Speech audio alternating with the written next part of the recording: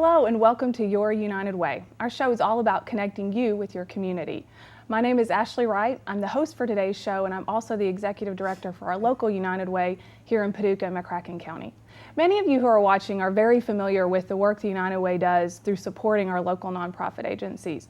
But one of the things that many people in our community are not as familiar with is the work that the United Way does in our school systems, both in the county and the city. And so today, I'm really excited about our show because we're going to really highlight that work, in particular focusing on Farley Elementary, where we do so much work in our county schools. So I want to welcome our guest. Paula Grubbs is the principal at Farley Elementary. Thank you, Paula, for being here. And then many of you know Monique Zuber. She is our Community Impact Director at the United Way, and she is kind of my faithful sidekick here. She's with me on the show as often sometimes as I am. So thank you both for being here. And Paula, why don't you tell our viewers a little bit about Farley Elementary? Some people may not be as familiar with it as others.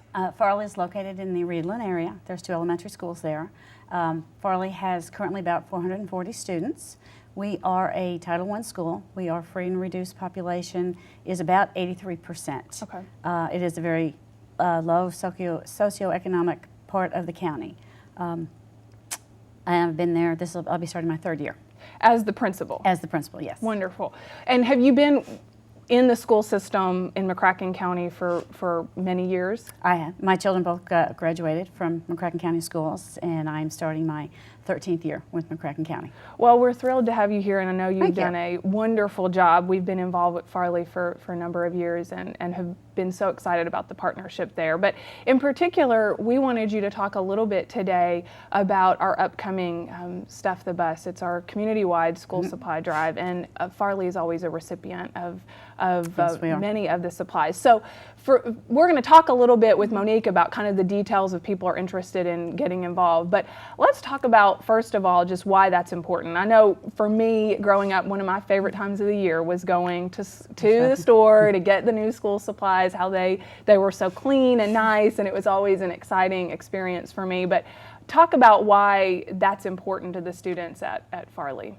Well, as you said, every child wants to start the school year with a new backpack and new supplies and new clothes, and sometimes that can be a hardship on our families, especially after all of our students eat free at Farley. And so during the summertime, the parents are having to make up that difference and feed their children, and that can be a hardship on them when they're not used to it during the school year. And so at that same time, they're having to feed their families during the summer. They need to get them shopping for school supplies, and it's something they're not counting on. And our school supply list can be anywhere from $30 to $50 per student. Per student, yes. And so I'm sure you don't know these numbers, but I would expect that most people have more than one student that they're having to get ready to start school. So that can be quite a burden, really, for many parents. Yes, it can. And so the United Way, through their Stuff the Bus project, has helped give supplies to students that otherwise wouldn't have a nice backpack and wouldn't have new pencils and a full box of crayons. Paula, can you tell us a little bit about how the school supplies will be divided up among students at Farley? Yes. This year we're going to have a back-to-school bash on August 6th. It is in memory of Jeannie Cook. She's a former Farley teacher that has recently passed away. Jeannie's desire was to see that all children had what they needed to be successful, and she really went to great lengths to provide for students that had needs. So this year, the teachers have decided to throw our back-to-school bash in memory of Jeannie Cook. It will be August 6th. The students will register for school on August 5th, and at that time, students will register to receive some free supplies at the bash. The Resource Center will make sure that the students meet the guidelines in order to receive the supplies, and then during the bash on the 6th, it's going to be a carnival-type atmosphere with inflatables and games. There will be a parent session, so every parent needs to attend that in order for their child to receive the supplies. And we do that for several reasons. One, we want the parents to understand that while they're receiving something free, they have a responsibility to participate in their child's education, and also to learn some ways that they can help their child be successful in school, helping with homework and things like that. And then any child that comes in during the year that may need supplies, if there's those that are left over, will be given to the Family Resource Center, and then students will be eligible for those throughout the year. Monique, kind of to piggyback what Paul is talking about, Is that typically how all of the schools will distribute the school supplies? It is. They all go through, all of the city and the county schools. The school supplies are distributed, like Paula said, through the Family Resource Centers. The Family Resource Coordinators all have their own process to make sure that each family that applies for assistance does truly need that assistance. And they try and help as many students as possible. Well, so let's talk about the details of the school supply drive. So why don't you kind of give us an overview of what that's going to look like this year? Sure. On Saturday, July 20th, is when our day of Stuff the Bus will be, and we will be at both Paducah Walmart locations from 10 a.m. until 1 p.m. And we've got volunteers, and all of our Family Resource Coordinators will be there handing out school supply lists to shoppers coming into Walmart. And then most of the school supplies will be moved to the front of the store at that time, so it'll be easy for shoppers to be able to pick up the extra supplies. And as they're leaving, we actually will have school buses outside of Walmart, and so we will actually let the shoppers, if they buy school supplies for us, stuff the bus themselves, and we'll put all of the supplies on the school buses that day. We'll also inviting local businesses. If they would like to run their own school supply drives the week leading up to Stuff the Bus, we would really encourage them to do that. It's an easy way to give back. You know, you don't have to give your time or anything like that. If you're at Walmart, pick up some extra stuff, and you can have your own school supply drive at your business, and then you can drop it off at Walmart that Saturday for us to stuff the bus. So if businesses want to get involved, do they need to do something specific? They just need to contact me at the United Way. They can email me or call me, and if they need any support or any help, if they need boxes or if they need ideas to help encourage their employees to participate in the school supply drive, that's what we're here for. Because I think a lot of people think, oh, you know, you're running into Walmart or not necessarily Walmart, but any store. And, you know, what's it going to matter if you pick up a pack of pencils, or what kind of impact is that going to have if you know, grab a 50-cent box of crayons or something? But it all adds up. It does, and I think that's a big thing to remember is that I believe we have about 10 or 12 schools that will be dividing this amongst, because we divide it amongst all of the city schools, K through 12, all of the county schools, K through 12. So we want to collect as much as possible so that each individual school gets what they need to supply for those kids in need. And how many students on average get helped through Stuff the Bus? Through Stuff the Bus, usually about 75 students in a school will get touched by Stuff the Bus school supplies. That's pretty amazing. And how many students did you say are at Farley? We have 440. That's K through 5, but we are a P through 5 school. We do have preschool students as well. And with the Stuff the Bus, yes, the students need the supplies at the beginning of the school year, but pencils and crayons wear out. That's right. So anything that's not given away at the beginning of the school year will be held for students that, and we all have students that come in, we are a transient school, that will come in during the school year that will need supplies as well. Well, talk about that. You said you're a transient school, so you've got students that are coming in that maybe have nothing, right, because they're moving around quite a bit. So these kind of supplies, if they're held throughout the year, can benefit those students. Yes, because we want every student to start the school year whenever they start, whatever day they start, to know that they've got everything they need to be successful. Whether it's a backpack, pencils, crayons, we, through the Resource Center, even supply some shoes, some clothes if students need that. Well, I love that whole philosophy, because you want to remove as many barriers from a student learning as possible. And if it's something as simple as making sure that they don't, start the school year with less supplies than what they need, I think it's an easy, tangible way to work towards a solution. So we're excited about that, very excited about participating. And one last time, Monique, if people are interested in learning more, what can they do? They can email me at monique@unitedwaypaducah.org, or they can call our office at 442-1691 and just ask to speak to me. And so let's shift gears. So we've talked about the school supply drive, which is an example of something that obviously impacts Farley, but it also is something that impacts the school districts, both county and city. Another piece of the United Way's support of the school system is through our Reading Pals program, and Farley has participated in that. We finished 1 year there, correct, yes, Paula, and hopefully are getting ready to start a second. So let's talk a little bit about what Reading Pals looks like at Farley. At Farley, as you said, we've just finished our first year. We had reading volunteers that came in on Tuesday mornings. Works better for our students. They come in and we have selected students that may need a little bit more assistance with their reading. So they come in the morning, and students have their breakfast while they read with their adult from 8:10 to about 8:40. And why is that important? As I said, we select the students based on their need. Some of them have some reading difficulties, and so it's another opportunity for them to practice reading. It also gives them a good role model, they can listen to someone read to them, and then they practice reading to that person as well. And it establishes a bond that somebody else cares about them and somebody else is interested in seeing them to learn and be successful. Monique, talk a little bit about Reading Pals throughout the community. What does that look like? Well, this past year we had about 100 volunteers going to Farley Elementary, McNabb Elementary, Morgan Elementary, and Clark Elementary. And as Paula said, their set day was on Tuesdays, but each school kind of has their own set day and their own set time. So if you sign up to be a Reading Pal, you go the same time, the same day every week. So it's just kind of on your calendar every week. And you spend, at Farley, it's about a half an hour you spend with them. At some of the schools, it's about an hour. And part of that time is eating, at other schools, it's eating lunch. At Farley, it's eating breakfast. And then you read together, which makes an incredible difference on their reading skills, on their attitude towards school, on their attendance, kind of the whole picture of that student. And so that's what we're looking for. But we had about 100 volunteers last year going every week. And this year, our goal is between 130 and 150 volunteers within all of those schools. And why is it so important that it's that consistency? I think intuitively understand that having the same adult there at the same time is so important, but why have we chosen to do it so coordinated on the same day with the same adult? Well, for one thing, research actually shows if you have a mentor come in a handful of times and never come back, it's actually more detrimental to the student than if they would have never had an adult mentor at all.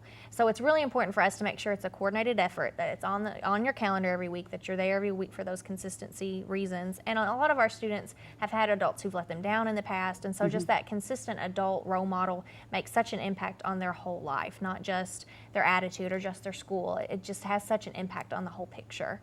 And do we see the same people coming back every year? Well, I'm going to jump in Sure, on that go ahead. because this is the exciting part. Last year they came in, they worked with second graders. Well, they will come back this year and with the students that will be third graders, and this will continue while the students are in elementary school. So it is that consistency. It is that this person's going to be here every week to see me, just me. Yeah. You know, I'm important to this person, and this will carry on through their elementary career. So this year, understand we have volunteers already for our new second grade class. So that'll be a relationship that's going to be established. And so the idea would be that the same adult is going to follow the student throughout their elementary school career. Right. We have our original group, kind of our pilot group of Reading Pals volunteers started at McNabb in 2010. That group started with second graders, and this year those students will be fifth graders. So the majority of those students have had the same volunteer from second grade through fifth grade. And so they've really been able to develop a relationship with each other, which has made such a difference. So if someone is interested, we're really asking them to commit almost basically an hour, a little bit less at Farley, but every single week during the school year. And if they're interested in doing that, what do they need to do? We do have a Reading Pals volunteer training. I have one set up for July 11th. And if you're interested, you just call the office, ask to speak to me. 442-1691 is our phone number, or you can email me at monique@unitedwaypaducah.org, and we'll get you connected. And we actually kick off in September and wrap up in April due to some of the school schedule. We like the kids to get back into the groove of things in August. We come in September, and then we kind of step out of the way in May when they do their testing. So it's really a commitment from September through April. And what other requirements do you have to participate? You do have to be at least 18 years old out of high school. You have to be able to pass a background check and attend one of our Reading Pals trainings. Wonderful. And will you have other trainings outside of the July training if people can't make that? We can. I'll have one in August. I haven't picked a date just yet. And if there is a business that is interested that has enough employees that are wanting to be Reading Pals, I can come to them and do that. I did that this week with Ingram Barge. I went over there and did a Reading Pals training just specific to them since they had so many employees that were interested. So I'd be happy to do that if there's a business that's interested. Well, I'm so excited about the Reading Pals program and Stuff the Bus across the community because I think it's both of those are simple ways that people can be engaged. And I think sometimes when we talk about the issues of poverty and education and all of these very heavy issues, people sometimes decide, well, there's nothing I can do about it. You know, it feels overwhelming. And so these are two, I think, really pretty simple, basic things that the community can do to get involved. And Paula, thank you so much for your leadership at Farley and for welcoming United Way and our volunteers into your school and letting us be a part of the lives of your students. So thank you so much. United Way is very important to us. Well, thank you. And Monique, thank you as always for being here with me. We'll be back with our next segment here on Your United Way. Take my hand and start a brand new day. And together as one we'll start to see some change. Underneath everything we are, underneath everything we do, we are all people, connected, interdependent, united. And when we reach out a hand to one, we can influence the condition of all. That's what it means to live united. Hello and welcome back to Your United Way. Today we're highlighting the work that the United Way is doing within the school systems in Paducah and in McCracken County. And we're really focusing on one school system, or one school today, which is Farley Elementary. And we heard earlier from Principal Paula Grubbs, and now we're going to hear from two wonderful ladies who work within the Resource Center at Farley Elementary. So Mariana Romero and Carrie Moore have joined us. Thank you both for being here. Thanks for having us. And we want to talk a little bit about a exciting program, an initiative that the United Way has been thrilled to partner with, which is the Born Learning Academy. So can you all talk a little bit about that and how exciting it is that Farley's the first school in McCracken County to have this program? Sure. Last summer, our district approached us about applying for a Born Learning Academy grant. Toyota was partnering with our Kentucky Governor's Office for Early Childhood Education to bring 10 programs to 10 schools in Kentucky. And so our principal and I talked and we decided, sure, why not? We applied and we got it. We found out in September that we were one of the 10 pilot projects for the state of Kentucky. So it was a fast start, but it was very, very worthwhile to be selected. We were one of only 2 schools in Western Kentucky selected. The other school was in Callaway County. But it's been a wonderful year, and we are excited about starting our second year. Well, can you talk a little bit about what Born Learning actually is? Well, Born Learning is, it really takes the everyday moments, and it teaches parents how to make those teachable moments. Okay. You know, a lot of parents think that it's expensive to get my child ready for school with all the things they need to learn. But really, it doesn't cost a thing. It costs your time, it costs your energy in investing in your child and reading with them, and so many little things you can do while you're in the grocery store, while you're in the car, while you're at home to make your child ready for school. So it's a wonderful thing that teaches and models these things for parents, because parenting is the most important job you'll ever have, yet you get the least amount of training for it. Absolutely, and yes. So it's really a great thing that Toyota has invested such a large amount of money across our state to help our parents be ready to get their children ready for school. So Carrie, you were really the lead facilitator for Farley's first Born Learning Academy this year. And can you talk a little bit about what does it look like? Are parents coming? Is it just kids? What does it look like when we talk about a Born Learning Academy? Well, it's a whole family concept. So the entire family comes. And at the beginning of the evening, we start with a dinner, which, as we all know, many times we don't have time to all sit down together for a meal. So if it's just once a month that they get to sit down for a meal, then, you know, it's a good thing. So they start with a meal with the whole family, and then we have the children go out to their own sessions. So they're working in their sessions with volunteers and community members, and we're working with the adults with talking about different concepts and ideas. Routines was a concept 1 month that we talked about, learning on the go, just something as simple as, well, how often, you know, how many hours does my 2-year-old need to sleep?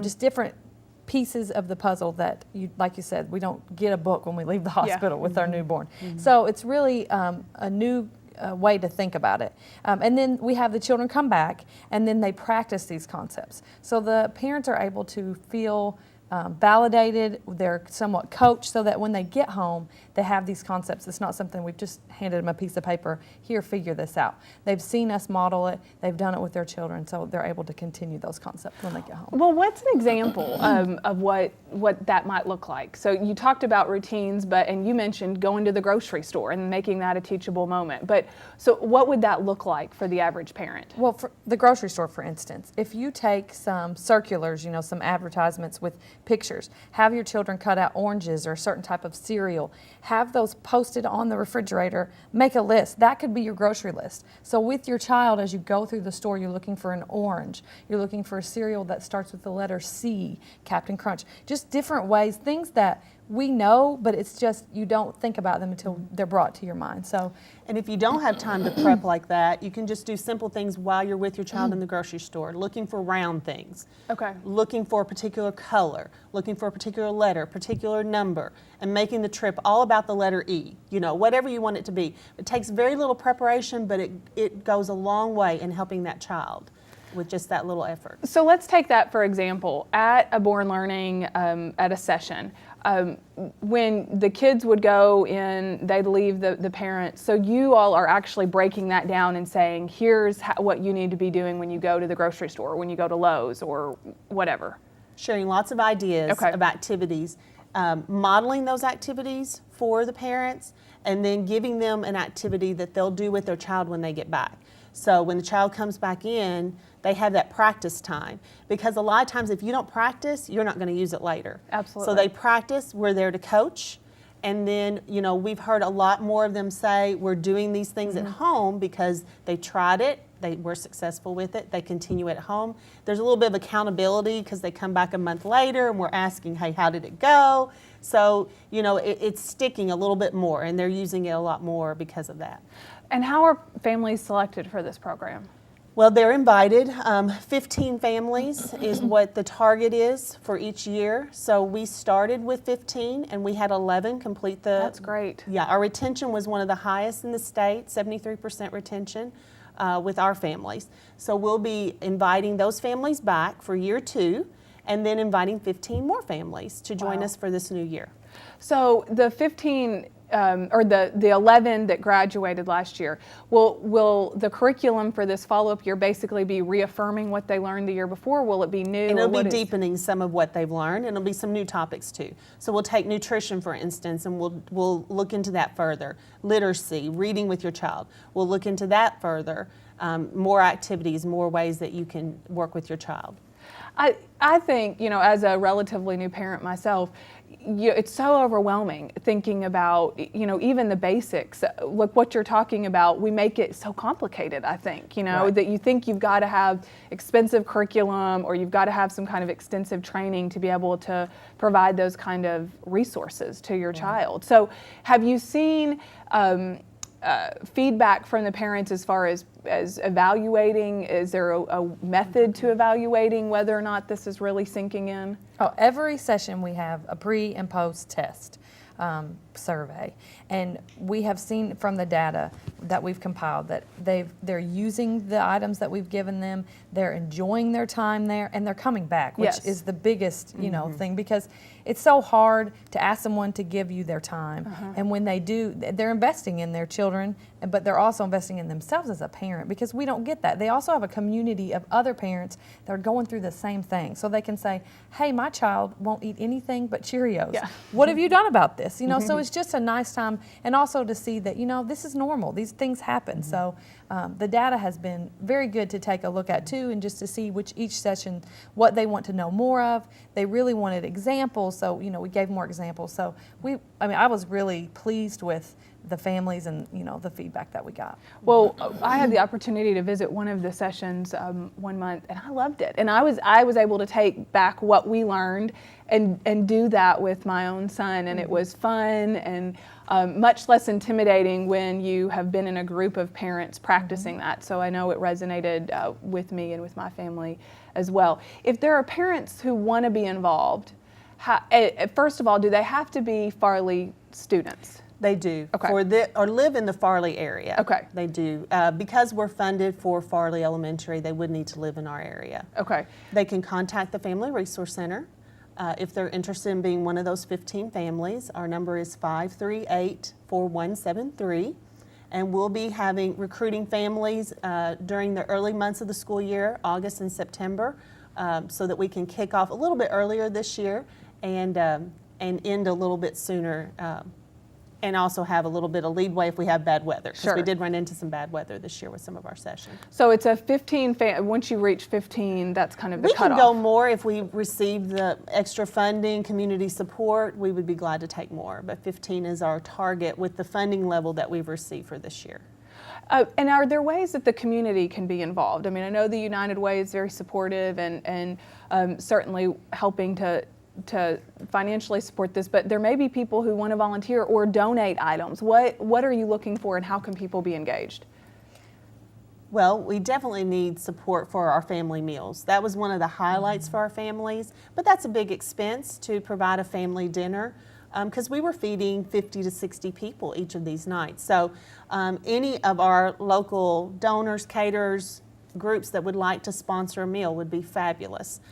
We do need supplies for the sessions. That would be great, and we also need volunteer time. So if anyone's needing volunteer hours for, maybe high schoolers or community organizations, if they want to come out and work with our children while the parents are in the session, we would most certainly welcome that.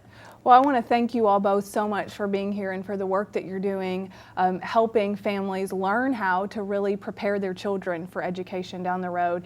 We're so supportive of the Born Learning Academy and look forward to the day when we have those throughout the city and the county elementary schools. Exactly, and we appreciate United Way's support. Thank you so much. And thank you for joining us today for Your United Way. We look forward to seeing you back here next time.